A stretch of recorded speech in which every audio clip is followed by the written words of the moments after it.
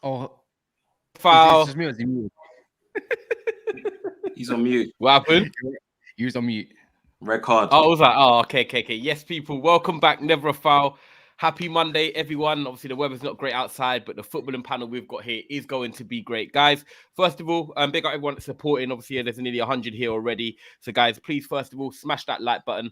Make sure you subscribe, but also show love to the panel as well. Obviously, we've got Big Steel, we've got Dan Potts and Welcome. Their channels are down below in the description. So make sure you go and give them a subscriber as well. If you haven't done so already, great guys, great footballing talk and everything like that. So we're going to get into all of it from the Premier League. Cass, first of all, is that a new hat? Your camera is looking very clean today.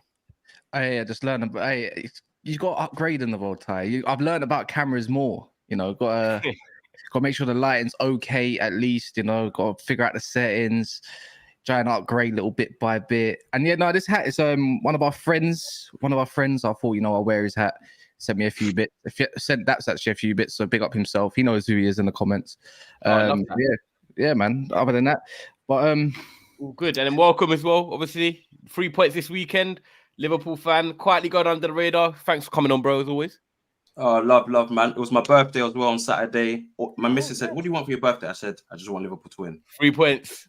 Just 3 points. Just a happy birthday, bro. Happy birthday. Thank yeah, you. Controversial win, isn't it? Welcome. Controversial. It's football. It's the game. Is the game. But yeah, all blessed, all well, man. Things and roundabouts, which we'll touch on. And Dan, like I said, obviously I haven't seen you for a while, but yeah, good to see you as always, man. Obviously your channel's down below as well. But now, thanks for coming on as always. Big up, man. No, great to see you. Hey, it's started already. Big up the chat as well, man.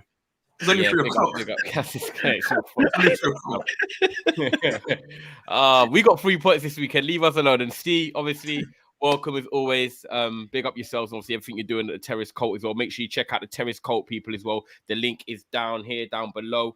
So make sure you go and show love to that. But yeah, Steve, how you doing as well, man? Been a while. Yeah, no, good. Busy. Trying to not try and do everything that you get offered. You know what I mean? You're trying to help everyone, but sometimes you just need to break. Just not going to Switzerland this week. Obviously, after last season, 61 games home and away.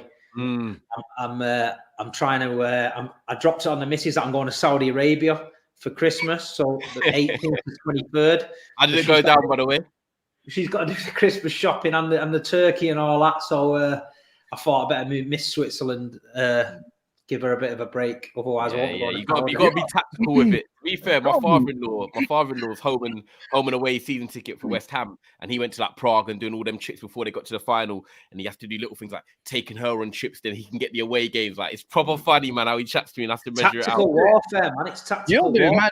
You're doing mad stuff. You're on pitches now with microphones and whatnot. You're doing. Yeah, man. This week, I've got what we're doing this week. I'm on Saturday Social on Sky Sports. On Saturday. Sick. Yeah, nice. So I'm going down to London before Friday. the big one as well. Before the big one. And then I'm working the pitch at Old Trafford on Sunday for City. Oh, here it is. Painting the pitch. Yeah. You know what I mean? He's gonna be getting a bit of grass and taking it home in a container. Mate, you should have seen. I was on the pitch against Arsenal, and I went and stood in front of them Ashburton Army at the end there, giving it the big one, and they didn't like it, man. They were throwing prime at me and that, and spitting at me and that. Love that. Oh man, guys, there's over 200 of you already here. Like I said, please make sure you subscribe. Make sure obviously you like the video and check out all the guys' content as well. Big up Honesty, a new member as well. So thank you for becoming a new member. Really do appreciate that. And then before we get into football talk, Kaz, question for you from Kyriakos. Question for Kaz: you can only take one advanced midfielder, Gallagher or Scott McTominay. Who you taking? Well, after this season, I didn't even know if Scott McTominay was an advanced midfielder. Last time I checked, he was playing deeper, and all of a sudden he's an advanced midfielder. Same with Gallagher. He's meant to be an advanced midfielder, but he's playing deep. It's like they swap roles. But if you had to ask me if I'm going to choose one, Gallagher. Yeah, they're both as. You know what? Gallagher's. They're both the same person, man. They have pros and they have their cons, don't they? But now, big up for the super chat, Kyriakos. Really appreciate it. But yeah, let's talk straight into the football because there is quite a lot to talk about. Chelsea Arsenal game, I think, is the right place and the only place to start. Dan, I don't even mind coming to you first as an Arsenal fan because you can hear the ring doorbell.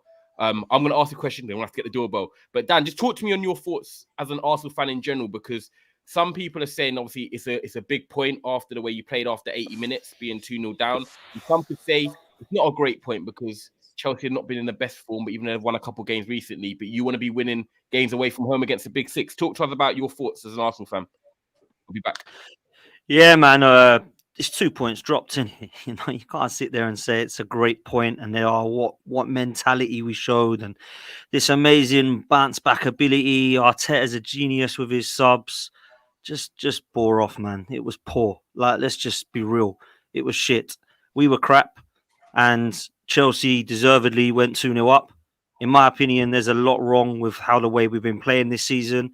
I've said on this show and on my channel and other channels that I don't think I've been impressed with Arsenal this season in terms of our style or our play.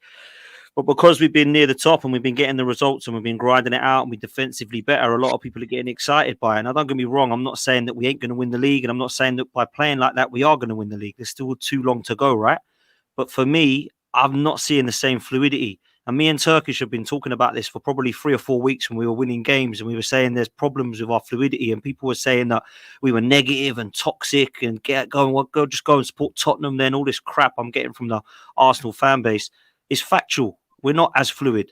Now, we might get to that stage. Don't get me wrong. There's a long way to go, right? And we're only just getting our best 11 back now.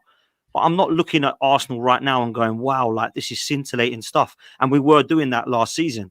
Now, it seems to me that, unfortunately, you can only blame so much of it on injuries because some of it has to be down to the manager. And, you know, a lot of people will say, oh, here he goes again, having to go at the manager. This ain't me having to go at Arteta. This is me questioning some of the stuff he's done this season. Why did we have to go and look at this Kai Havertz situation when that was not a position we needed? Why did we not go and address a situation where perhaps Gabriel Jesus and Eddie isn't enough to win a title?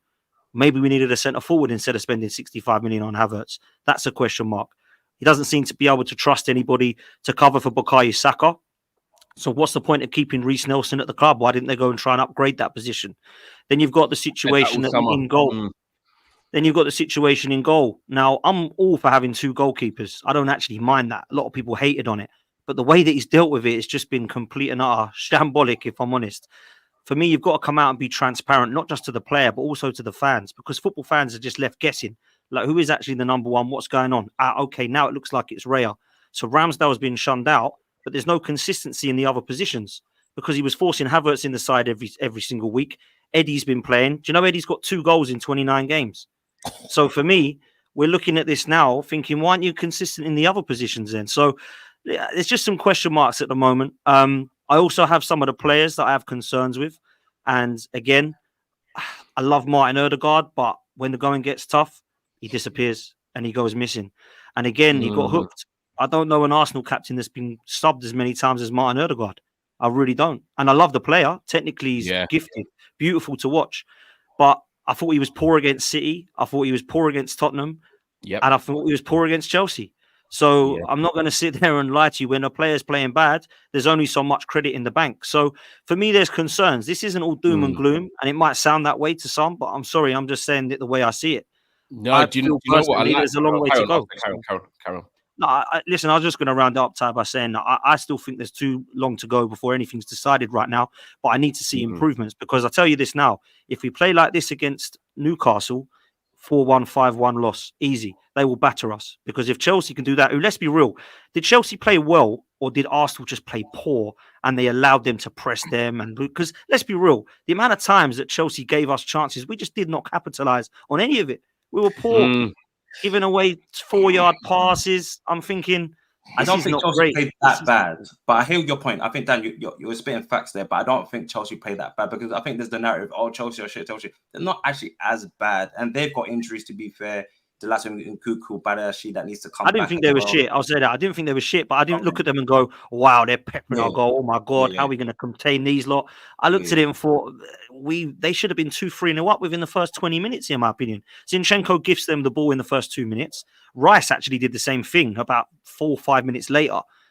They had definitely chances, man. So we were really poor. We had a real bad day at the office. We have to brush ourselves down and we have to bounce back and be a lot better than that, because we ain't winning no Premier League title playing like that. And what was even more frustrating was that was actually our best 11 other than Jorginho coming for Partey. That was our best 11. And our front three, it looked like they'd never played together.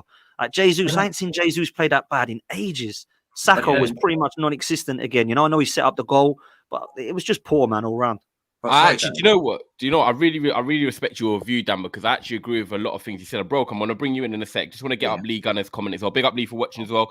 We're winging it. This is the same as Spurs were doing before Conte was sacked. Playing crap, nicking wins, not sustainable. It's weird, because how I see it, Dan, and this is me in my footballing hat, not my United hat, is that you're still unbeaten, which I think 10 games plus now. However, there's sort of unbeaten runs you see where it's like you're winning games convincingly, and it's a very good unbeaten run, whereas you're, winning games, drawing some games, but you're unbeaten. So mentally, I'm like, Arsenal not clicked into full gear yet, but you're still 1 point off top, or you're joint top at the moment before Spurs play, and you haven't clicked into full gear. The front three, I'll give them a bit of grace because I feel like Martinelli's not been fully fitting in the houses this season. Saka's had the niggle, and Jesus has been dropped out wide and stuff like that. So I feel like the Sheffield United game you've got coming up this week, apart from the Champions League game, is the first game you can say, right, all of them have got a bit of minutes under the belt. Let's see if we can get that fluid front three going again.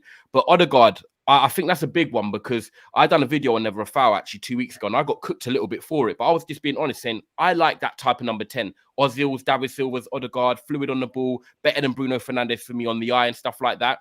But when the going gets tough, like you said, and it gets rough, I just feel like Odegaard physically and mentally sometimes doesn't have that. And that's nothing saying Odegaard's a bad player. Players can have their weaknesses or their deficiencies. And I feel like when games are like that, he is one of them. I even look at the game last year. You were 2-0 up at Anfield, and he got subbed in like the 75th minute again, because even though Liverpool come back and made it 2-2, as Welcome would remember, he was still not really fully involved in the game. And I just think in some big games away from home, when you want to win the league, and I'm not doing this comparison of Odegaard, KDB, because I think they're two different type of players. But when I talk about like just them clutch moments and them big moments he can produce, even if you're having an off game, he can do that, Kevin De Bruyne. And I think Odegaard, if you're trying to go for the title, needs to just step up and like look at himself in the mirror and just say, yo, do you know what? I know I'm not really performing in these games. So I do hear you and Welcome. When you look at it now with Arsenal, where do you think all these problems are lying? Because Dan just said that Chelsea, were they that good, or were Arsenal just bad? How did you see it? Well, I first saw it for Chelsea. I predicted like a win for Chelsea. They got a draw, but nevertheless, I think Chelsea is not that bad. I looked at it and I think, if you got the right attack, I think Chelsea are not that bad. But, speaking about Arsenal, Dan, you talking about the fluidity that's gone missing. So, and then I'm looking at the manager now, because you've got the players, this was more mostly first 11. Yes, you're right. Some players are coming back from injury like Saka and so forth. But why haven't you got that potency that you had for last season to this season? Because on paper, Arsenal should have won this game. But then I was thinking, why Arsenal are just letting Chelsea play off them the park? And then what's this? There's gaps in the middle and stuff like that. Declan Rice in the 8 or 6. You talk about Thomas Partey being your best. I'm not too sure. And look at Odegaard as well. Once again in a big game. Couldn't we try a tactical change? Like, what's going on? Because why haven't you got that potency? Like, why am I not? Because last season we was all looking at, all right, Arsenal are cooking. The back line was looking great and stuff like that. But I think with the back line, Arsenal's still good, got Saliba, Gabriel, but it's individual moments, not cohesive as a back line, not looking solid. A lot of overlaps got running in. And this is why you're pushing your inverted, like Zinchenko playing inverted, leaving gaps in behind. Why don't Arsenal have that potency like they had from last season? Because you talk about the fluidity drop, but this is your first 11 then. Because if you walk at Man City or Liverpool, Man City, obviously, yes, Man City lost, but on the game, why haven't Arsenal haven't got that? Yeah, it's a great point, man, because it's the same 11 other than Declan Rice and Granit Xhaka. So a lot of people would say that 11 is actually better on paper than last season. A lot of people, I imagine, appreciate what Granit Xhaka did last season, but everyone was having Declan Rice over Xhaka, right? So for me, the 11 should be improved on paper. Now, we haven't actually had our best 11 yet to play. It's the first time that front three's ever played together this season, and we still haven't had Partey, Rice and Odegaard in midfield. And I think when we get that, we might see that potent Arsenal, right? We might see that fluidity. However, I do think there's an element of Arteta's coaching that has changed in terms of we were so flying ahead last season, but we were conceding goals. And I think he's got that so obsessed by that, by winning 4-3s and 3-2s, and the amount of games that we were conceding goals we were conceding at the Emirates. I think we conceded the most goals other than Leeds and Southampton at home last season. And Leeds and Southampton went down, right? That just proves how many goals we were conceding. Now, we haven't really stopped conceding those goals, but I think there's an element to our tactics that has been a lot more solid, and there's been a lot more people are going to play in low blocks against us now. And that's how we've now got to be really less creative. Don't give flying, go gung-ho, all that kind of stuff. And I think that has definitely got to the manager and the players, and it's been implemented to keep things calm, keep things controlled, keep things composed. We're happy to win 1-0. We'll try and take a 2-1 if we can. All this kind of stuff has started to get into play, and that, I think, has held some of the players back. There's also been problems with injuries to Zinchenko and Jesus as well at the start. Thomas Partey likewise.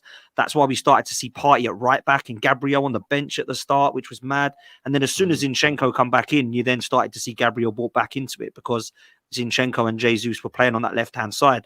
I also don't think that 8 position has gone very well so far because Granit Xhaka's left, and to be fair to him, did a hell of a lot last season, and he actually complemented that number 8 role with 7 goals and 7 assists. I think for me now, when you're playing Declan Rice there, and you're playing then Jorginho there, and you're playing Partey, for me, Havertz has played there, it hasn't worked. At the moment, there's not really a number 8 unless Partey is playing in that role. But we saw against Chelsea, he had to drop back into that 6 and completely controlled things. To be fair, he was our captain at the weekend for me, Declan Rice. And for me, he's been our best player this year, but by a clear mile for me. Him and Saliba have just been levels, man, and Gabriel. And that says it all, doesn't it? They're the 3 best players. Why? Because they're the positions at the moment that Arteta is looking at as being solid, keep things calm. And for me, that's where we're looking at our expertise. So I think it's changed in the management style. I think he looked at last season and thought, wow, we literally went mental for like 21 games and then run out of steam, lost a few players. Let's just not do that this time, and let's try and win in a way that Man City has in the last few. To be fair, I look at the number of points that we've got. It's similar to the unbeaten season. Someone told me it's better than last season because we haven't lost all this stuff. I don't really like doing that. I want to, with my eyes, I want to look at what I'm looking at Arsenal. I don't care about when we went unbeaten. I don't care about when we lost last season. I care about what we're doing right now. And I don't care around when people say to me, but look at what Tottenham are doing and look at what City are doing. I don't care. I wonder what Arsenal are doing. So for me, I just use my eyes, man. And that's what I'm looking at right now. Yeah, no, I think that's a fair comment. I love this, to be fair, because I actually giving like a full breakdown of it. Guys, make sure you are liking the video and subscribing. Also, please check out Dan's channel down below and Big Steve's as well. Over 500 of you in the building on a Monday afternoon. So thank you very much. Steve, I wanted to ask you this because you've gone through Man City stages of your midfield, and you've seen how Rodri comes in and the importance of Rodri. Then when he was out, I'm not saying it was just all Rodri, but of course, statistically, you lost them 3 games. Rodri's back in now. Gundogan's left. You've got in, Matthias Nunes. You've still got Bernardo Silva, De Bruyne to come back in, and Foden can play centrally as well. When you look at Arsenal, yes, they've got Declan Rice, who is a very, very important player. And I said that I thought he would adjust more in his second season. However, he has done very well so far this season. However, the conundrum is that you've got Declan Rice, who can sometimes play 6, but he can also play 8 to fit in Thomas Partey, who I think is a better number 6 than Rice in terms of passing through the lines, more composed in the ball, can travel with it as well. Do you think Arteta's got a bit of a troublesome this season in terms of how did he fit in all them 3? Because Declan Rice should definitely start, but then is Declan Rice that number 8? Because people are saying Odegaard can't then do what he wants to do. Do you feel like Arteta's got a bit of a midfield conundrum here, or do you think he is solving it and he will sort it out? I just think people need to relax. I just think, look at the season Arsenal have started. Look where they are in the league. They've been shit for 10 years. People were having a meltdown. Look where they are. Last season was a fluke season. They started beyond, nobody expected it. Yeah. The thing what happened is everybody got too giddy. He carried on playing the same way all the time in every game. And then when it got to the business end of the season, he was approaching games exactly the same, thinking they're going to steamroll teams. Teams were getting 2-0 up. Teams were coming back into the game. He had no plan. This season is a little bit more reserved and calmer. Yeah, you might not have won 8 on the trot, but they've still not been beat. And in games like that Chelsea game, when you're 2-0 down, you get them in the season where no matter what you're going to do, you know you're not going to win, but don't lose. So get a point. I say it all the time.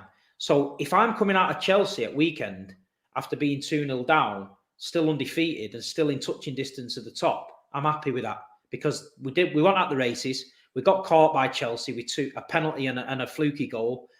We couldn't get back in the game, but we got a point. I'm happy with that. And what it is like people are always looking for something, and sometimes something's not there.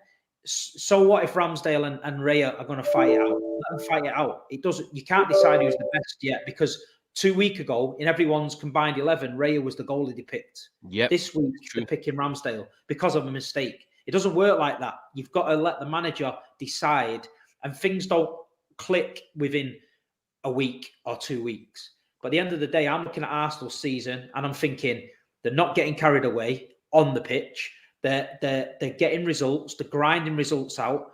And City went through it last season. We drew at Forest, and I thought, we're not going to catch this Arsenal team. Yeah, Chris Wood, late goal. And when I sat back and looked at it, I thought, they're conceding a lot of goals, these. If they don't change towards the end, they're going to get caught. And I know we're going to catch them, because City will change.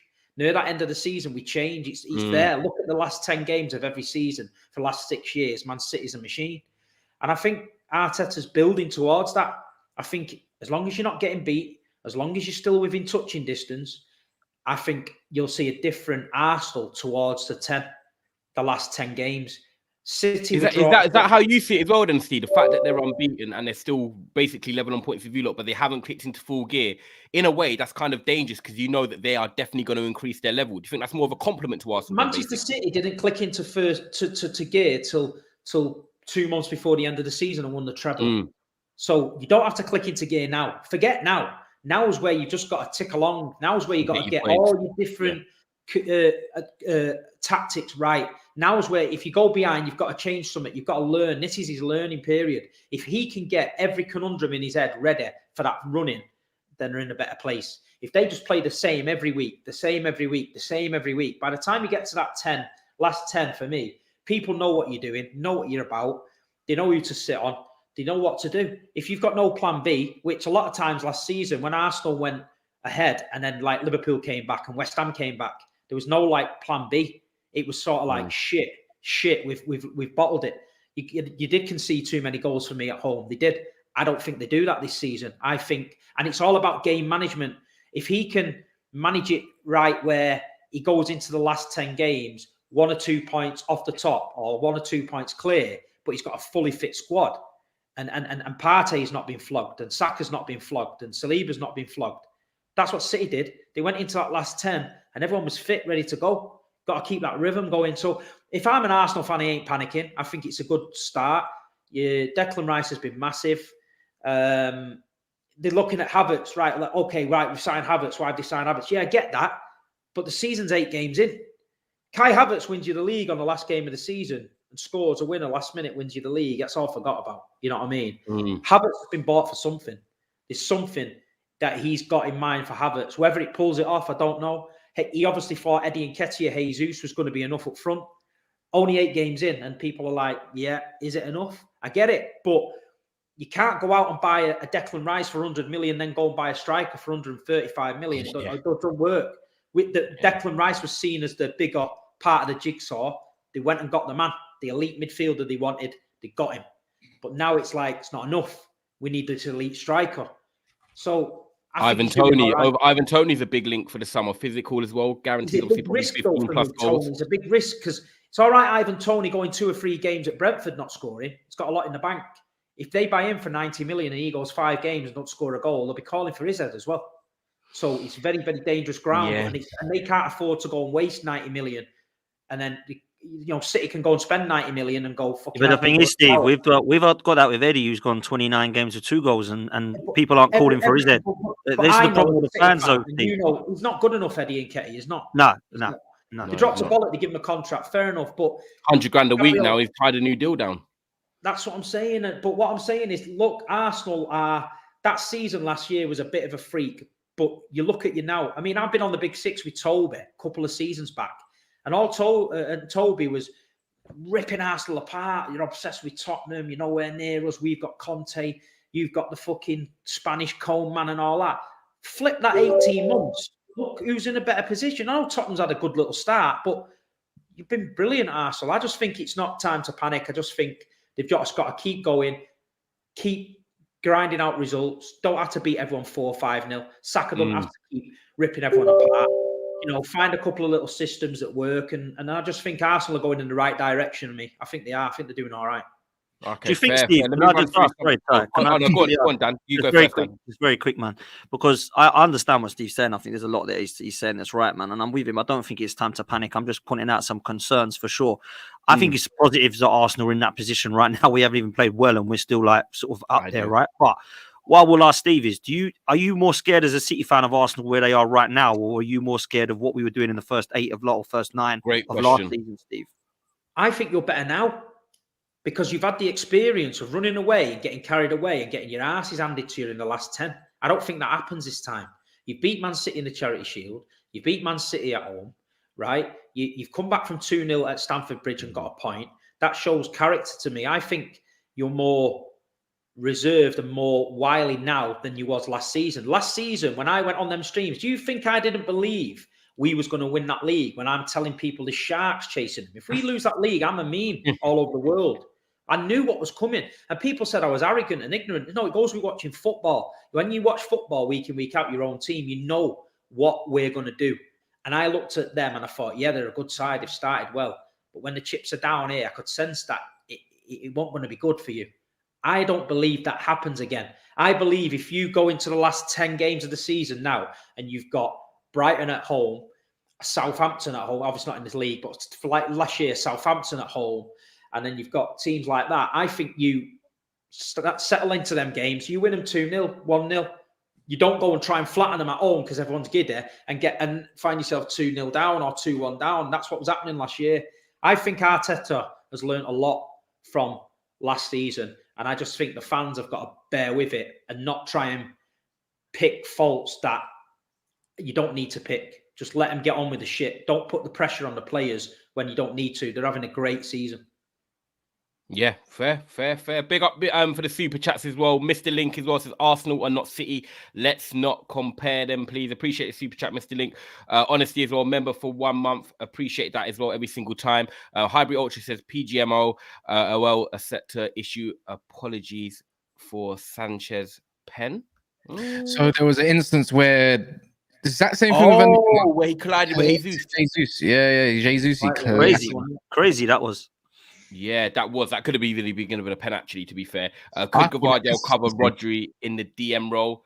Someone else asked me this. Personally, I don't think so. I know he's only 20 or 21, but I feel like that type of role requires like training. Your brain needs to develop into that sort of role. You can't just be thrown in. And I think as a centre-back and left-back, Gvardiol's been a brilliant signing so far. So why not keep him there, especially as a left foot? I can see Gvardiol at some point having a go there, because I've seen him running through that midfield, man, and it's pretty mad. But at the minute, you know, I don't know. We're not even at the races yet. We're miles off it at the minute, but we're still there. That's why I'm not panicking. We're miles off the pace, but we know when to get going. You've got to stick on the coattails of people. If you get a 6, 7, 8 point gap going into that last 10, it's hard. If you want 2 behind, 1, 2 in front, you're on it. And that's when them teams, Liverpool can go on that run. Do you think Jurgen Klopp's asked about smashing everyone out of the park now? He's gone to Brighton, got a 2-2. Great result. He's come at home against Everton. Could have been a banana skin. 2-0. Yeah, he's 2-0. Not asked. He knows I've got to stay within that top 2-3 till that last 10. And Liverpool, with Anfield behind them, the way they can kick into gear, the way City can, Liverpool mentality can go toe to toe. Yeah. It's the mentality. That is the issue that wins you the league. Not winning 9 games on the bounce. If that won you the league, Arsenal had pissed it last year. It's the mentality and that getting over the line at the end that wins you the league. It's the Brighton's at home in the last, when Brighton are fighting for Europe. It's Southampton at home when Southampton are fighting relegation. West Ham when they're going for the Europa League. That's the games. Not when Brighton are coming to the Emirates in fucking August and they're still half asleep and you roll them 3-0. They're great. It doesn't work like that. It's the end of the season when people are fighting for their lives and players are fighting for contracts and renewals, and that's when teams change, man. You get very different teams turning up late, and that's when you've got to kick into gear and go for it. 100% here, 100% here. And Uncle Mad as well, dodgy pen and a fluke cross. Other than that, what did Chelsea do? Well, Cass, before we move on to Liverpool, which I think we've rightly so got to discuss, do you think, away from everyone talking about Arsenal where they can improve and they've had a slower start to this season, but they still are where they are you giving Chelsea props for their performance, or are you going to say, no, you know what, the last 15 minutes still showed about their mentality, you know, allowing Arsenal to get back into the game? How do you see it before we go on to Liverpool for Chelsea? Keep it short and sweet. I just heard saltiness, man. I'll be honest. That's a salty comment. What do you mean? What did Chelsea do? They nullified the way you played. You could say you're from a dodgy kick to Enzo Fernandez. That's the only way you got back into the game. What did Arsenal do? Why is it? What did Chelsea do? What did Arsenal do? You did nothing. You got dominated, mate. It's as simple as that. From minute 5 or 10 to the minute 77, 80th, even from when the first goal went in, even just a little bit after that. What did Arsenal do? They done nothing. The thing is, Arteta can't work out his best. He's always rotating. This is his issue. He ain't even got his select 11 that's worked. He's always rotating a centre mid. He's always rotating a winger. Granted, injuries and stuff like that, but you know, it's just always quite confusing. That's probably on him. In honesty, they got better. They got better footballing midfielders on that pitch that day than Arsenal did. Enzo Fernandez is They wanted it more, Cass. Even up here, I thought they wanted it more. That's all that is. All I've heard is, why didn't Arsenal do this? Arsenal didn't do that. What about Chelsea? Where is the Chelsea prop? What did Chelsea do and Pochettino put into place to nullify what Arteta's plan was? I just don't understand that. Personally, like, that's it. There's nothing wrong with it. Arsenal had an off day, but Chelsea had a good day. But you could always say, was it an off day for Arsenal, or was it just Chelsea's day just way too good for Arsenal to even have a good day? You can always say that, Kaz, can't you, about any game? Exactly.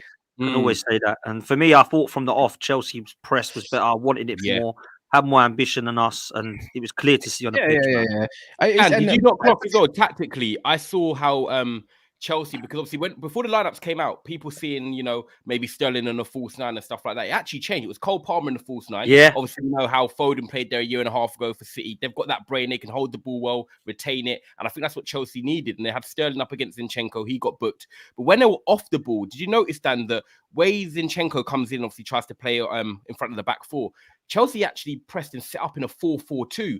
And I thought tactically, that was very good from Poch. And other teams might look at that now and say, do you know what? They put Cole Palmer and whoever it was, Gallagher, in the 4-4-2 and in the two front positions. And they really stopped you lot passing through the lines. Before we want to, Paul, do you think tactically a lot of other teams might look at that now and see how that's a way to pass them 4-4-2 off the ball? Yeah, I believe so. I will say that I think the absence of Thomas Partey was very, very clear. I think Jorginho did really well against Man City, actually, but I just think the game was completely different. This Chelsea game, I thought Conor Gallagher and Cole Palmer were two of their best players. I was really impressed by both of them, and I was quite surprised by the Cole Palmer signature, if I'm honest, from City's point of view, not Chelsea's, but for letting him go. But for me, I thought he was great, and I thought he caused lots of problems. But of course, people will look at that. People are always looking at ways to beat Arsenal because, like Steve said, we haven't lost a game yet, and we've looked all right. And that could be the way. But I do think that things will change with Thomas Partey in this midfield. He's massive, man. You know, he's not as good as Rodri, but he's as important when he's out as Man City losing Rodri, in my opinion. I think he's top quality, man. Yeah, Chelsea. I get Chelsea bottled the lead, but what are we doing here? This is supposed to be the Arsenal of today, right? Who's Chelsea meant to be for Arsenal? You know, same way when you compare to Tottenham. Who are Tottenham, bro? If anyone bottled it, it's not Chelsea, because they went into this game not thinking they're going to win. So who's the real bottlers of that? Who's the real bottlers? That's another question. And yes, shitting on Arsenal makes me feel better. That's a rival, mate. So I'm going to do it. And I'm sitting down. What do you see behind me? I'm in a chair. I am sitting down, nerd. Anyways, I just thought I'd have my little piece because I just feel like it's just not balanced enough. You feel like Arsenal probably like getting a bit too much like respect for it, and actually Chelsea need to get their flowers at the end of the day. If this whole panel was praising Chelsea, I would switch it and make it more balanced and give it, you know, the other way, the Arsenal, and I'll balance it like that. But I just heard nothing through Arsenal. I've got to praise Chelsea 100%. I thought the way, like I said, Pochettino set up tactically, I thought, yes, they'll be disappointed that they drew the game, but I think, you know, they've beaten Burnley now, they've beaten Fulham, they've beaten Brighton in the Carabao Cup. Their wheels are starting to turn, and I feel like Chelsea are not far off, not this season, but I feel like next season already, you can see what they are going to build, and I think they're going to be a bit of a... You can't say nothing, Ty. If you criticize Arsenal, in one shape. I know the comments get mad, but we're here. You know what? No, all I care about is us 5 here. All I care about is us 5 I here. know. I don't usually do what Sava does and just look into the comments and say you got shit chat and all that bollocks. I'm just saying, you can't say nothing bad, otherwise you're hating, bro. You're shit. How is that hating? It's more or less. Then again, Dan's hit the nail on the head. Yeah, for me no. But it's I know what you're saying, but Dan's come on here and criticize Arsenal, but he's not saying their shit. But of course, you can criticize your club, and if you can't do that, Jordan, you're right. I was fuming. You got back into the game. I wanted a loss. Yeah. I need my algorithms to pop. I need you lot to cry more. We're a very sensitive fan base, bro. We are very, very sensitive. Exactly. Chelsea fans can be happy with that because it's a style of play, bro. It's not you're not trying to like go in to beat Arsenal on paper. Like Chelsea can be happy with the style play. It's something to build on. That's what it is. Chelsea's ceiling is not that high. It's just trying to get to the top 4 for Champions League. And then after, like, you know, if you want positive, then Chelsea and Arsenal. Let's be real. I would never have had going into Stamford Bridge like, oh wow, I'm disappointed we didn't beat them. There weren't long ago. I was going in there just hoping not to get battered. So it proves how far we've come as well, right? If you want positives, go either on a Gal's channel or Twitter page, or go to Babs page and look at the graphs and make yourself feel better. Because at the end of the day, you didn't get your 2 points. Eat it and live it. Yeah, it's as simple as that. Anyways, conversation's boring now. Yeah, guys, get the likes up as well. 800 of you in here. Like I say, please support the channel. I don't know what the likes are on, but if you can make sure your thumb is lit, that'd be great. It helps the algorithms. It also helps us reach audiences around the world. And also, Big Steve and Dan's channel is down below. So show love for the love with this great football talk as always. Quick super chat's going to get through them. Welcome. We're going to go on to Liverpool. Gavin C says, as an Arsenal fan, don't mind these new school fans. You know what? Football's football, man. You can't love everyone. Do you know what I mean? But big up for the super chat, Gavin. Really appreciate it. Hope you're good, bro. Welcome. Liverpool going under the radar. You've lost 1 game to Spurs, which obviously was unfortunate in the 90th minute. Other than that, you would have been unbeaten in nearly 20 games now. Since the back end of last season, Liverpool have started, finding their flow. Yes, they concede a goal here and there in games, but they're scoring 3 goals a game. And the bottom line is you're winning football matches. But I want to first of all just start with Mo Salah, because for me, until this guy leaves the Premier League, he is not going to get his full flowers or, what he should get, everything that he should get, to be fair. He's won the league with you lot. He's won the Champions League. He's won the FA Cup. He's won everything he's done. 146 Premier League goals and consistent year after year after year. Now, this guy for me is one of the best players to come to the Premier League. One of my, I'll say, other than Luis Suarez as an individual player, I think Luis Suarez is amazing. But in terms of accolades and what he's won, Mo Salah's, he's clear as Gerrard. He's up there. This guy just keeps performing for you lot. And do you think he is the guy, if he carries on 7 goals in 9 games so far this season, he can, I don't want to say sneak you in the title race. I don't want to give you disrespect, but he can keep you up there until it gets to that January and February, like Big Steve was saying, because he's on fire right now. He's on fire, bro. And bro, listen, even on off seasons, we had mare seasons, but Salah still comes in clutch. At this point now with Salah, yeah, I've seen it, and I loved it. And I think at this point now, I just sit back and I just appreciate it. It's one of those also situations. I'm not going off stats. The stats are crazy. I already know there's conversations over the stats among Kenny Dalglish, Steven Gerrard, scoring at the fastest hat trick. I've done right now, bro. You have to sit back and enjoy. We had some great footballers just retire like this season, or Hazard. Do you get what I'm saying? Like, but right now you've got to appreciate him. He's still here at 30 doing his thing. Ronaldo's in Saudi, Messi's there. Like, these are great players. Like, I'm not saying that Salah's better than them. These are great players, but they've kind of done their thing. You feel me? Right now, Salah's like almost at last. And bro, I'm just appreciating it. Yes, he didn't have a great game, but still, it's just Mo Salah, bro. When you got Mo Salah on the pitch, you're still calm, bro. He's inevitable. He's clutch. He's man of the match. He might drop a stink up, but might grab you a goal and assist, bro. It's vibes. And right now, what's making it even more beautiful, and I wanted to give a credit. I know you talk about Salah here, but just Jurgen Klopp and how he's using him. This playmaking role that Salah's doing, this 1-2 punch he has with Nunes, bro. I've seen the famous front three, and they have a special place in my heart. But Salah was just banging goals, bro. He's like, I'm leaving here with something. Do you get what I'm saying? Like, he was always on, boom, boom, boom. He said, bro, you Nunes, Diaz, you man are commercial now. You man do your thing. Bro, I saw Salah in the left side of midfield. I said, yeah, calm. Do you know what? I want to see what Dan thinks on this as well, because when you think of Mo Salah, how consistent he's been, I've always looked at him as a goal scorer. People always say he's not pleasing on the eye. That is just Mo Salah sometimes. He's not the most aesthetic and stuff, but he runs in behind. He's consistent with his goals. He's always a threat on the counter, balls over the top. He's got that to his game. But Dan, the way Mo Salah has changed his game, how I see it, he's 31 years of age now. Yes, he's still quick, but he's not as quick as what he was 4 or 5 years ago. But he, like you just said, welcome. He's gone into this playmaking role, and I'm not comparing him to Messi, by the way, people. But you know how Messi changed his game? He starts playing deep and sort of threading balls through and stuff like that. He's kind of doing that Messi inside right channel. And Dan, I think the way he sort of evolved his game, and Klopp is evolving his team around him as well, and at 31 years of age to still be this consistent, I think it's a great way that Salah has changed his game to still be effective. Would you agree? Yeah, 100. I was having this chat on my channel not too long ago, and I actually said that I think that Mo Salah gets disrespected quite a lot. Personally. Seems that people just write him off. Salah, he's 30 now. He's done. He's had a nice time, but he's done. Like, for me, I think he's unreal, man. Like, he's been phenomenal. I think he's probably been one of the best players this month that I've seen.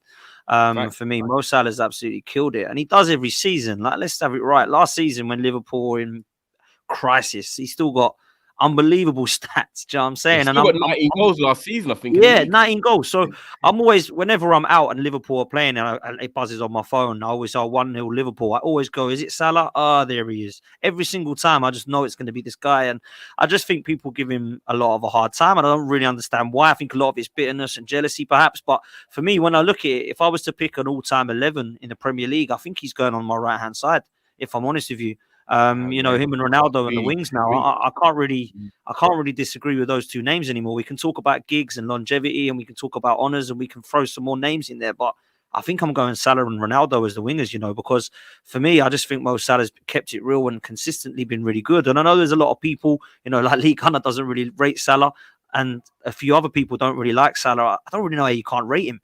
I think he's been phenomenal. This is what I think. Do you think it's lazy because he's like on the eye, Dan? This is what I'm saying. Because what he's like on the eye, maybe don't like him. Maybe, but I don't mind him on the eye, Ty. I quite like watching Salah. Like, I actually do. I think for me, he should be predictable, but he does it all the time. Do you know, like them players, when we had Pepe, for example, I knew where he was going, and it was very predictable where he was going, and everyone just tackled him, right? But when you look at players like Mahrez, like Salah, like Messi, you mentioned, like Arjen Robben, they're cutting in. You know where they're going, but they're still doing the defenders every time. And it's like, how? That's how good they are. So for me, Mo Salah has been unbelievable. And for me, he's still Liverpool's best player. I'm sorry. He's unbelievable. He is. So I look at him and I think he will go. I think he'll end up going to Saudi at the end of the season. But I think Liverpool... This is where I want to come in and I'll see what Cass and Steve thinks. Me and Cass were literally speaking about this last night. So Dan, you said that he should go to, or he probably could go to Saudi next year. I agree with that because obviously they bidded in the last 2 days of the window. For me, it reminds me of the Ronaldo situation at United where he was always going to end up at Real Madrid, but he said to Ferguson, do you know what, I'll give you 1 more year, and Ferguson said, right, do you know what, go and follow your dream after that and you can go in 09. I feel like with 2 days left in the window, welcome, you could never sell Salah. It had to be a conversation where he would have said, Klopp, do you know what, I'll give you 1 more year and then I could leave. But Dan, last night was the first time I changed my mind because I agreed with you. I thought he could leave next summer. But why at 31 years of age, if he knows that in terms of the Arab scene, he is the biggest football player above Mahrez. This is Mo Salah. He's 31 now. If Liverpool can get back in the Champions League, right, and they've just revamped their midfield with, McAllister, Szoboszlai, they're going to probably get another number 6 in the summer and then keep Salah for 1 more year with them back in the Champions League. He'd only be 32 then. Do you not think he could give them 1 more big year while he's still performing at this highest level and then go to Saudi? Because the bottom line is, that Saudi offer is going to be there, but he could play at the highest level still for another 2 years if he wanted to. But I think right now, with the way Liverpool are going, getting back in the Champions League, revamp that midfield with 1 more number 6, he could go for it again and just say, do you know what? Next year is my last year. That's how I'm thinking now. I don't know what anyone else thinks, but I've changed. I think it depends on where Liverpool are at. Like, where are Liverpool going to be? Like, because this season, I think the only reason he looked at it was like, Europa League football. I don't think we're going to win the league. So you think they get top 4, right? Domestic cup. Yeah. I mean, listen, I saw Liverpool playing Champions League football. It didn't happen, right? But for me, I personally think that is the only thing that will keep him at Liverpool, is if he knows that they're going to be winning elite trophies, which, let's be real, Liverpool aren't far away from. Exactly. I said that they need another number 6 and they need another centre half and they can go for a title. Without them, I don't see them going for a title. I just don't. I think they've been impressive. Knew they'd score goals. They're always going to leak goals when they don't have. I mean, that Alexis McAllister, he's not a Rodri He's not or a number Partey. 6. He's Right? he's been. Let's be real, he's not. They need a Rodri or a Partey, don't they? Yeah, or Casemiro, whatever you want to say. For me, they need another centre half because Van Dijk doesn't. But what if they get top 4? They get the 6. They get the centre half and the wing back. Why can't he stay for another year? I think he can. I think he could. I think he could. It's all about where he's at. Does he want to stay at Liverpool and go and play Champions League football? Does he want to go and earn an absolute mint and be a god? That's the question that Salah's got to pick, because he'll be a god, by the way, an absolute god. I think Liverpool can't turn that money down as well. Next season, I think looking at Liverpool where they are and FSG, if they get 150, 200 million for him at that age, you got to take it. You've got to take it, because if do you think it's the risk then, Steve? Because if he stays and gets an Achilles injury or something like that, then they're not all going to recoup the money. Not even the risk. He's only going one way next season, and it's downwards, and it's only going to go down. So if I can get 200 million and get 2 players, for example, 200 million pound players for a Mo Salah that's declining, it's thank you very much, Mo. Yeah. You've helped us out immensely. Go and earn your dough in Saudi. Give us the 200 mil, strengthen Liverpool, and Liverpool might go on and win the league. And I think Mo Salah, if he sat in a boardroom with him, it's a win-win. If he said, oh, Liverpool got 200 million for me and I've gone to Saudi to do this, and then Liverpool went out and spent 200 mil on players, I think the fans would accept that. If they took the money and then went and spent 60 million in a transfer window, I don't think they're going to have that. But if they said, look, we've sold Mo Salah, the money is going to be reinvested in the squad. New centre-back, because Virgil is not looking the same.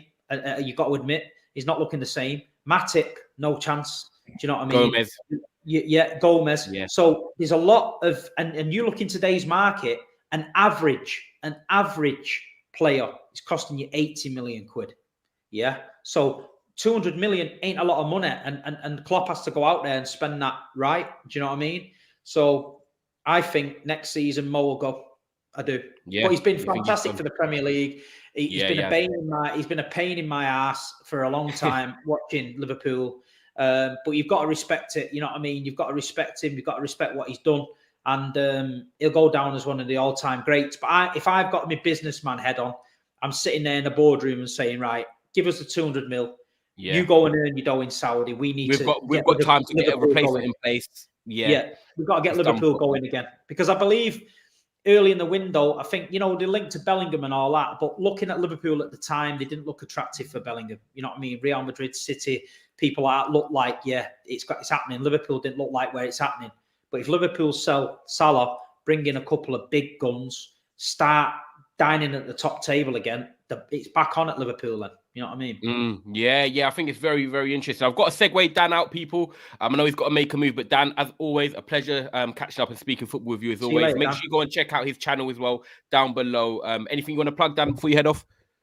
No, man, listen, love a subscriber over at Football's 12th Man, but make sure you do the more important thing and like and subscribe to this, people. So make sure you do that. Love for having me on. Kaz, Ty, big up. Nice to meet you. Welcome. And Steve, it's been too long, man. Take it easy, lads. Take it easy, all right? Catch up soon, Dan, definitely. Cheers, bro. Yeah, man, 100. In a bit. Take care. Cass, I'll let you change it up to 4. Yeah, bless and all that. And then welcome or Cass. Where do we stand with Liverpool then? Because when we look at it, we've given Mo Salah his props, but like Steve said earlier, and you said welcome, Jurgen Klopp doing his thing. I actually said, me and Cass, funny enough, we done a stream at the start of the year, right? And obviously there's receipts. I said to Cass, I asked them all a question on the panel saying, out of all the top 7, Cass is like, you remembers, out of all the top 7, I said, who do you think who could leave first out of the top 7? Bro, me and Cass both said Jurgen Klopp. We thought he could be in trouble, and then Eddie Howe was the other one.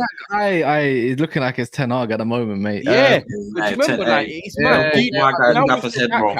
Look at Liverpool serious. If we're going back on the game, I've heard all this prop for Salah, but not the true man who really changed the game again. In Darwin Núñez. Darwin Núñez. Not Harvey Elliott was brilliant, right? Let's not act like the referees didn't give you one there as well with that challenge, because the same thing that happened to Kanji, of course, didn't happen to my man in Matip. I think it was Matip. Konate. So let's not act like that. But bar the decision, Darwin Núñez, not spoken about enough. Again, another effective footballer where Salah and him are linking up very well, and also with Trent and Sobozo, but he didn't have his best game. But for me, Darwin Núñez, again, like, he stretches the defense, he makes them wonder, and he pins back. Everton thought they were going to get some joy. They were playing all right with 10 men, to be fair. And then Darwin Núñez comes on with Harvey Elliott. I'll let you carry on, Cass. I do want you to carry on, but I'm just chipping in with a little stat. I want to let you carry on. Darwin Núñez has 10 or 11 assists in the Premier League. 11. Every single one is for Mo Salah. Mo And that Salah. just touches on your relationship you just said. There you go. Yeah, exactly. So I just think it's Darwin. Darwin Núñez needs a lot more props. I know we can give it to Salah, but let's be honest, he didn't have the greatest of games. He just scored when it matters. Darwin Núñez, Harvey Elliott were the game changers for me. So, yeah, man, props to Darwin again. Do you think now, Cass, this is the time? Welcome, Castle. Welcome. I'll ask you as a Liverpool fan. Cass is saying Darwin Núñez, obviously, he travelled back from Uruguay, so I understand why he didn't start. However, with your run of games now, Nottingham Forest, Luton, Brentford, 3 games, should get chances, should score goals. Are you starting Darwin Núñez now as your number 9 and saying, right, go and establish yourself? 100%. And I think I must credit Jurgen. I think there was always the talk about, oh, Núñez and Haaland, or Núñez is missing sitters here. All this smoke around Núñez. Is he good? Is he that? Oh, you bought him for this much? I think he said this season, I'm going to bring you to the fold soon. I'm going to wrap you up, keep you off the bench, come off the bench, attack. Do you know what I mean? So I think what Jurgen's doing is just settling him first. I remember even the start of the season, like he said that, he wanted Darwin Núñez to learn more English, get in tune with the other players and stuff like that. But yeah, I'll bring you off the bench, get that buzz, get that feel kind of thing, kind of understand the game and stuff like that. And then you got these sort of run-ins. Boom, let's go. Because games are going to get thick and fast, and we need a Núñez because a Núñez stretches the defense. And that's what we lack with Núñez as well. And this is why I said, this Liverpool 2.0, I take it very seriously from Jurgen. This is a massive revamp for us. We've been seeing Henderson and Fabinho and, Milner for years. This is a revamp. So I'm looking at it as a blight. And I think with this game was Sean Judge football, Charles Husky in the back, or non back line. You know what I mean? It's those type of games as well. I wasn't expecting 12:30 kickoff as well. I wasn't expecting us to go all gun blazing and stuff like that. It's about just necessarily getting the 3 points and moving on.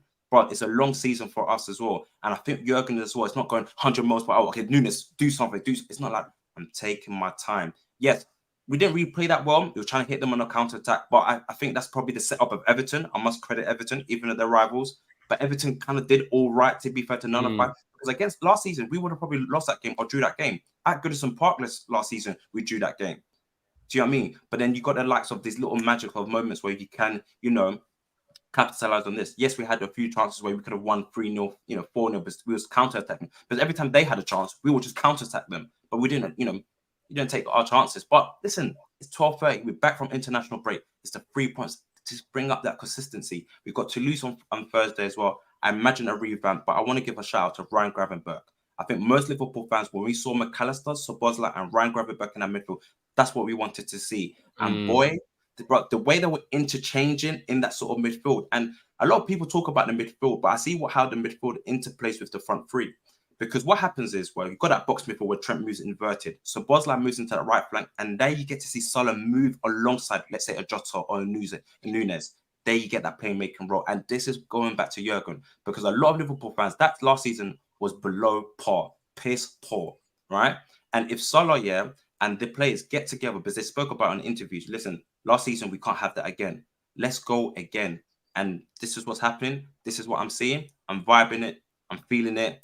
I'm looking confident, man, 100%. And I think Liverpool fans are a bit like still, McAllister. Bro, yes, McAllister needs to start his game. But listen, it's a long season. It's a Liverpool 2.0. Let's just give them grace.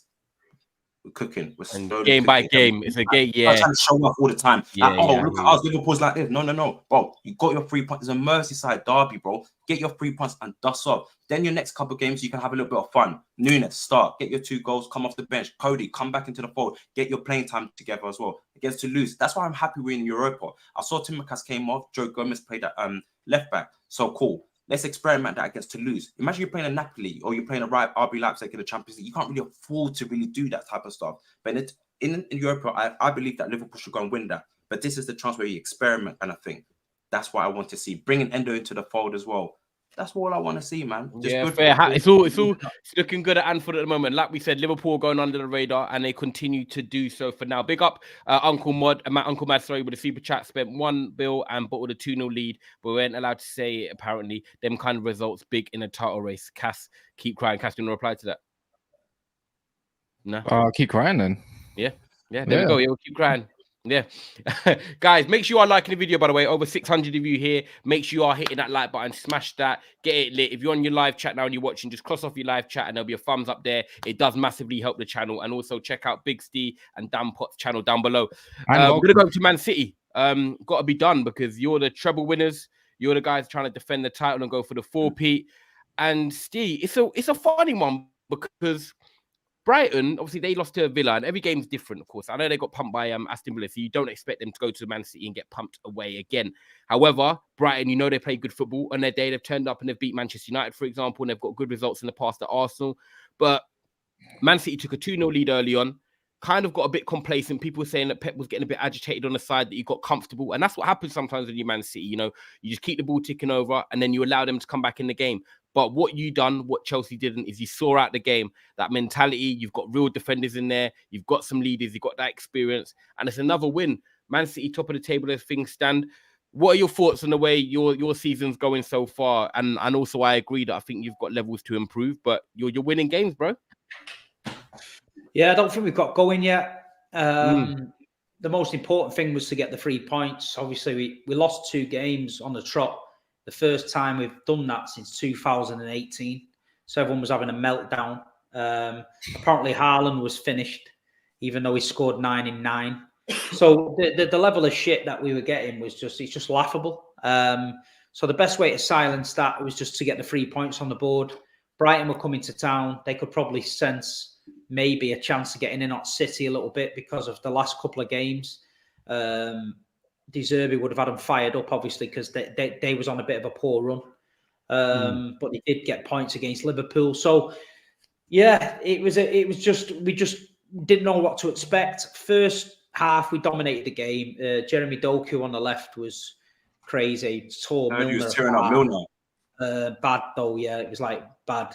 Milner come off because I think he was thinking, you know what, Milner's got the experience. He's a bit older and wiser. He might get into Doku early and get a bit physical with him, and he might not want to know. But Jeremy's just that explosive and dynamic. You can't get near him. So as soon as he senses Milner was anywhere near him, he was flicking it round him. Like, remember when you played against a fat kid in school and you'd knock it one way and run round him the other way, and then that's what was happening. It was like, and then obviously we got the 2-goal lead. Erling hadn't touched the ball until that point, and he made what a goal, Steve, by the way. He don't normally score them type of goals. No, well, I thought he was going to go across in the other corner, but he just smashed it hard and low.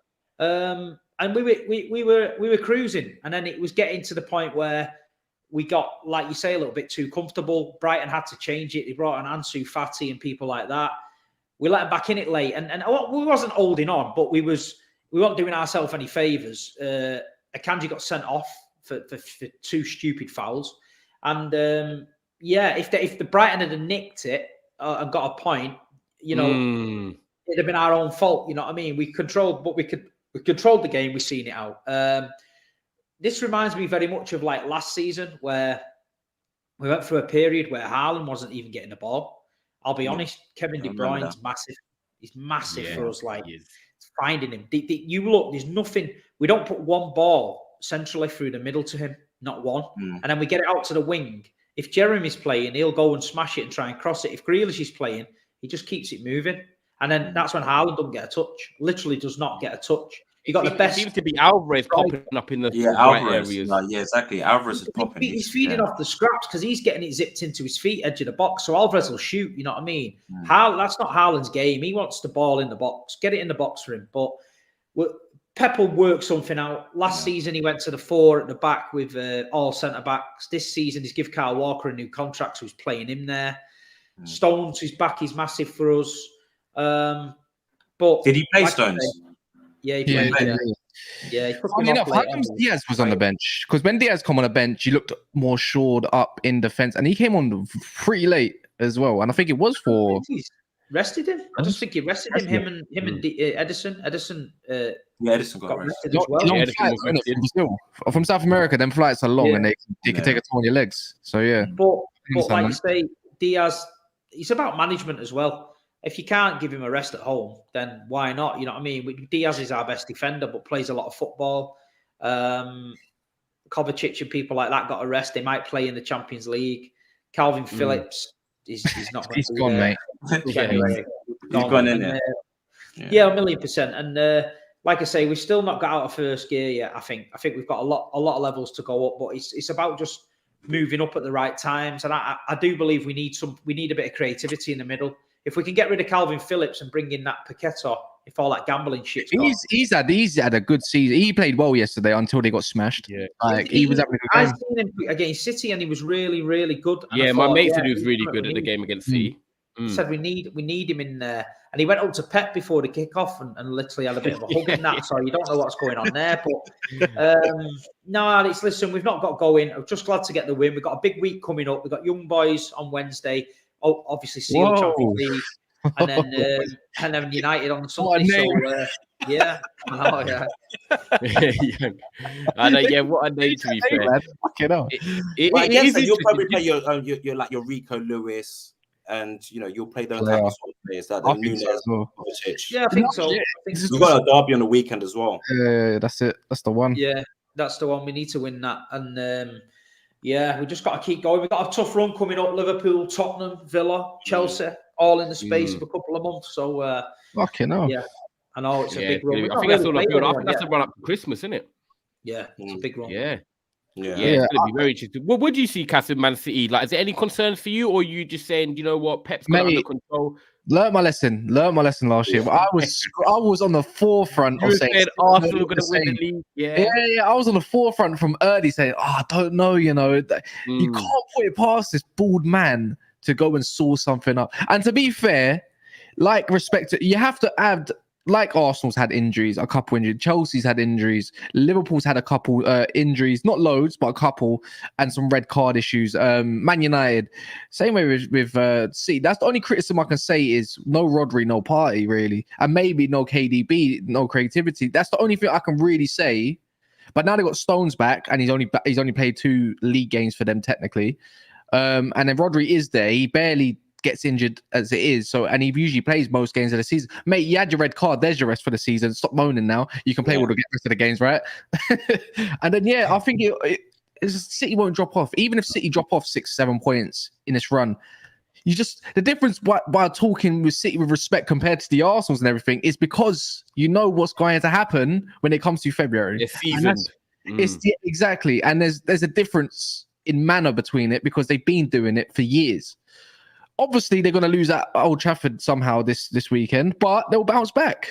That's all I can say.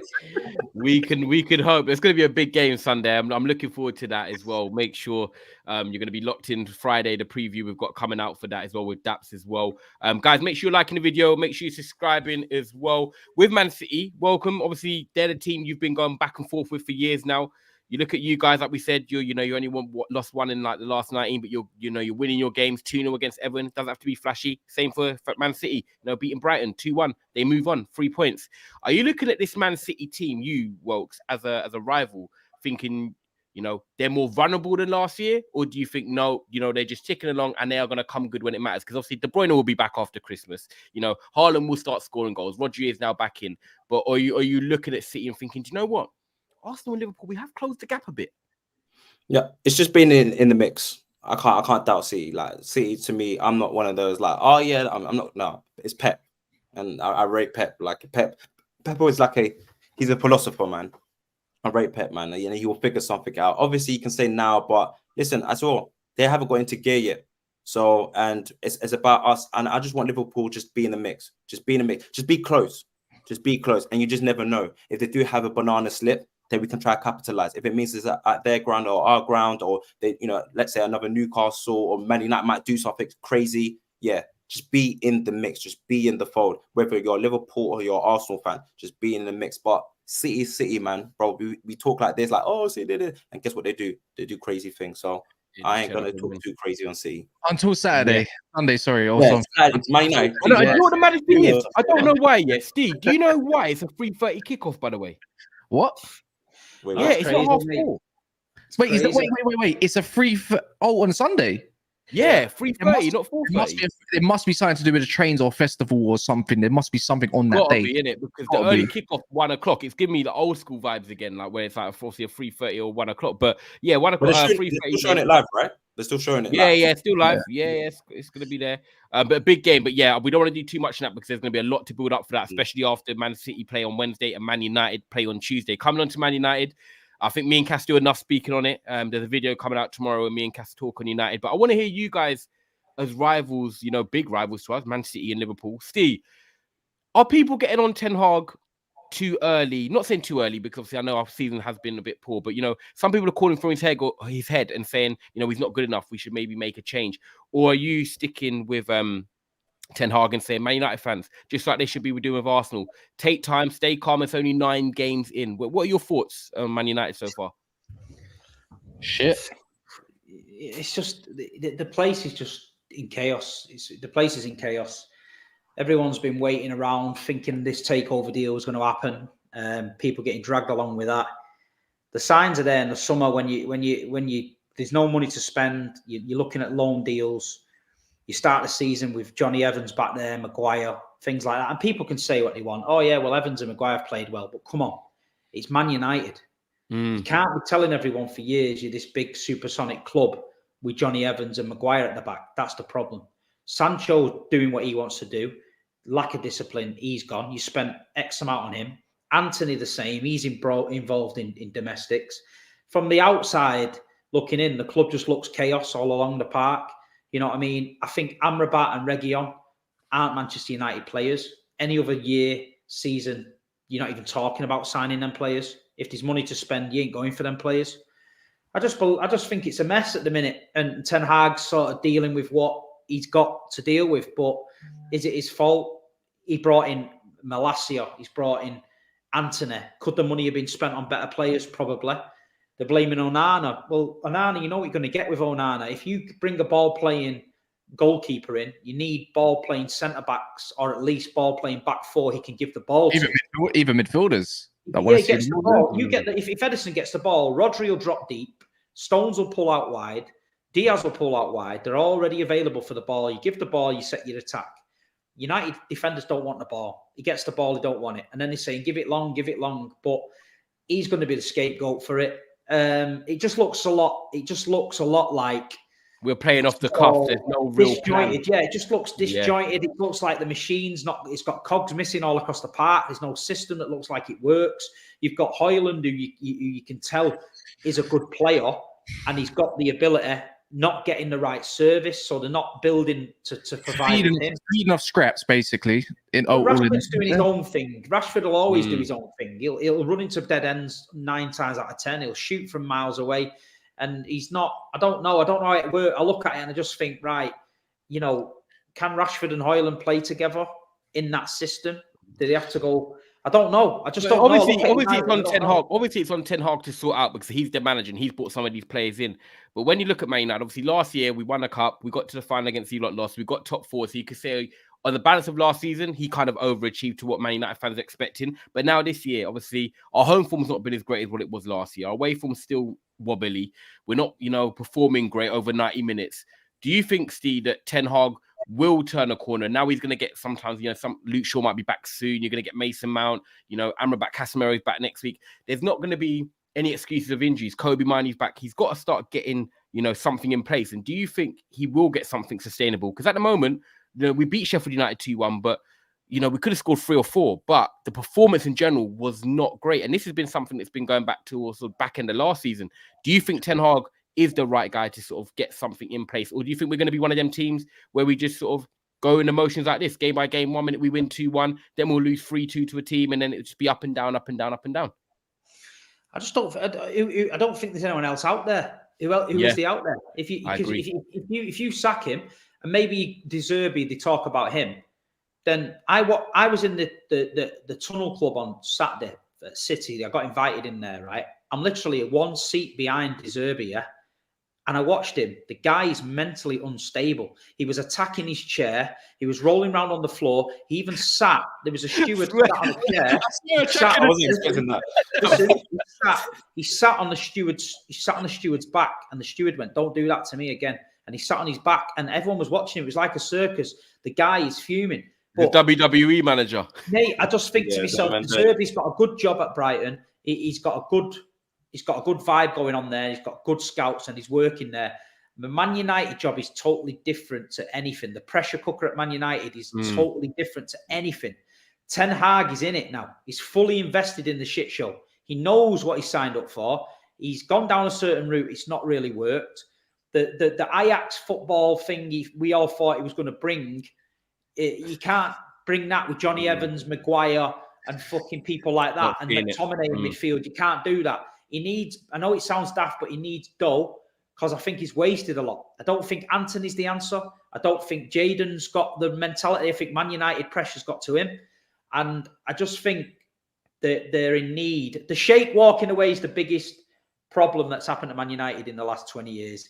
Yeah. That Sheikh gave a light at the end of the tunnel for a lot of Man United fans, where they thought, you know what, a guy with this kind of power, we can change it quickly.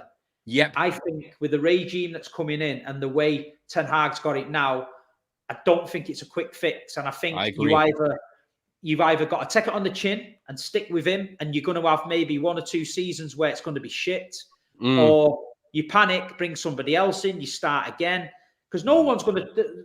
People like Graham Potter and that I seen the other day lurking around. It's like they're not... Ten Hag's better than him. You know what I mean? You've got and also, do you know what it is, Steve? Sometimes you get rid of the manager, you still got the same players there anyway. Exactly. But do you know what the biggest problem for me is? The academy, right? Where's the academy gone? Because if you've got Johnny Evans, Maguire, Amrabat at left back playing, why is there no one in that academy? Nobody. If they're getting players out the academy and selling them like City for 25, 45 million, and you're making 400 million out of 5 years, yeah, I get that. It's a cash cow. There's nobody in the academy can replace Johnny Evans. No one. The best centre-half United's academy just signed for City. United offered him the highest contract, Harrison Parker. He turned it down to City. The academy's on its ass. The training ground's on its ass. The stadium's on its ass. Yeah. The leaks coming out the dressing room about discipline never happened under Fergie. That's on its ass. The whole place, and I'm not trolling, I'm a City fan, I live in Manchester. I've been around Man United all my life. Man United from years ago to now, what I'm seeing is a disgrace. And then the chain of command from the top to the manager is flawed. That chain of command is where it needs to be improved.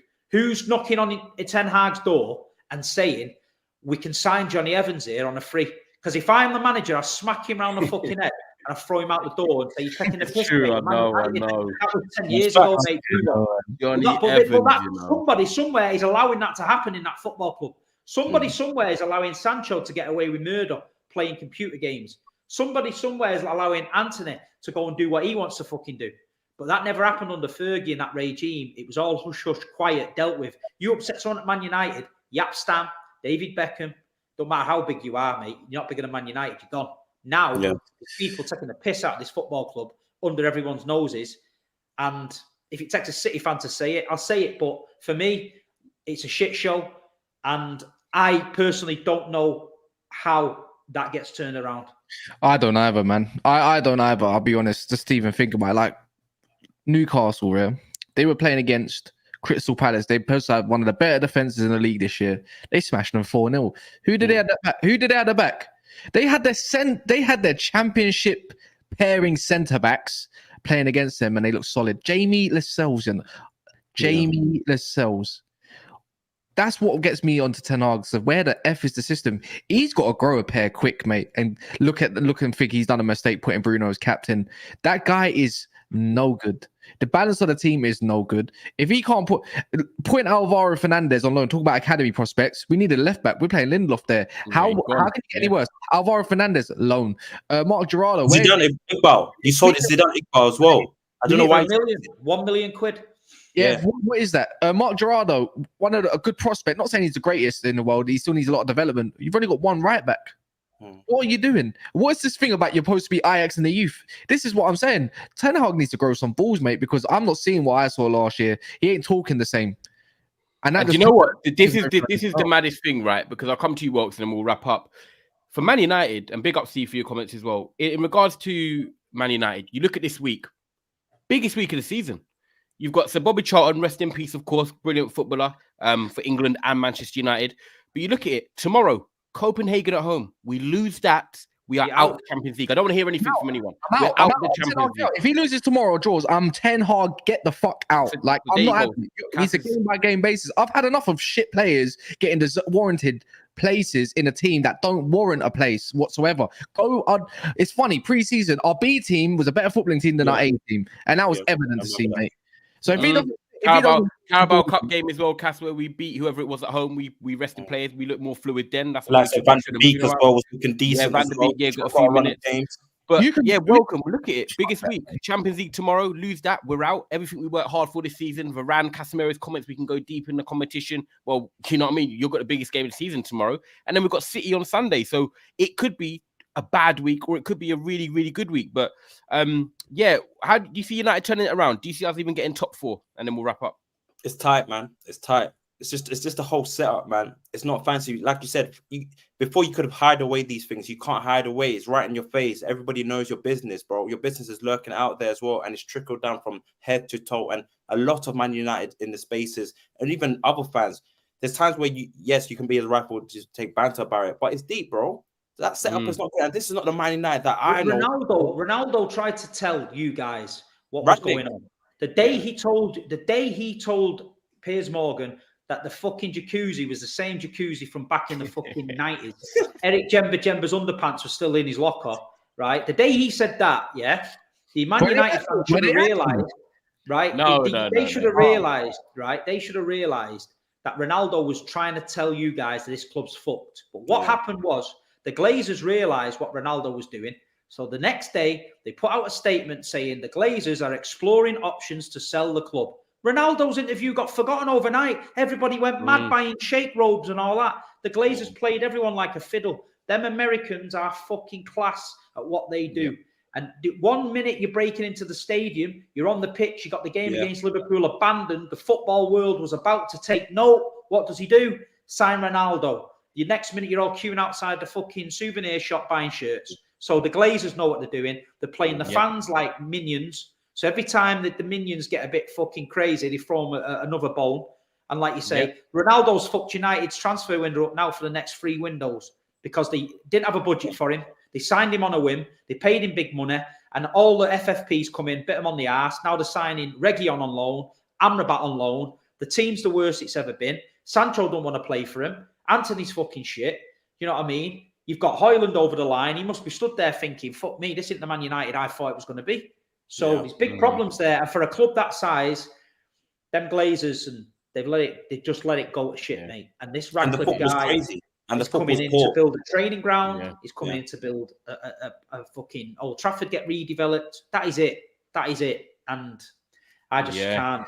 It's true. And then you've got people that we're linked with, which are, ex-Sky cycling team coming to do some of the board. Like, it's just, it is a bit of a shit show. They're not football people. You're not even footballing people. A football man's going to walk down a corridor. This is what I'm saying. Who the fuck knocked on Ten Hag's door with that Johnny Evans signing? Who did it? I get it. Ten Hag probably said, I don't fucking want him, but he's got no choice. But who in that football club thought that is the way forward?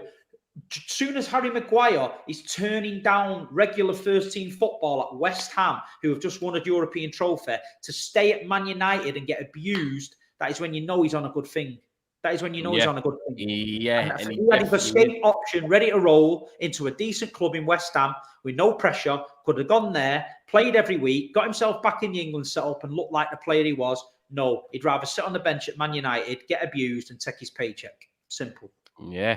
And on that note, we are going to wrap it up there. Perfect. 1 hour 15 of football talk. Guys, if you want to go back and watch the show, if you just joined us, we have spoke on Arsenal and the Chelsea result. We spoke on Liverpool as well and their title hopes and Mo Salah, Man City and how their wheels are slowly turning, and then the Man United struggles as well. Guys, thank you so much for coming on. Welks as well, big up. Love every time. Big Steve as well, his channel is down below. Welks, what we'll do after the show, I've seen your link in there, we'll add it to the description as well so people can go and check out. It is there. It's been there. There you go. We've added it in. So welcome. Your channel is down there as well. So guys, make sure you go and show love for the love. And Steve, thank you for coming on as always. That's all right, bro. Pre-records are out this week. Obviously, today's one was a Chelsea Arsenal breakdown. So if you haven't watched that, go and watch that after this little 20-minute video. Drop a like and subscribe in there as well. And guys, we'll see you back tomorrow. No show tonight, so we'll be back tomorrow. But a big week for Man United and the rest of the clubs as well. And we'll see you soon. Thank you.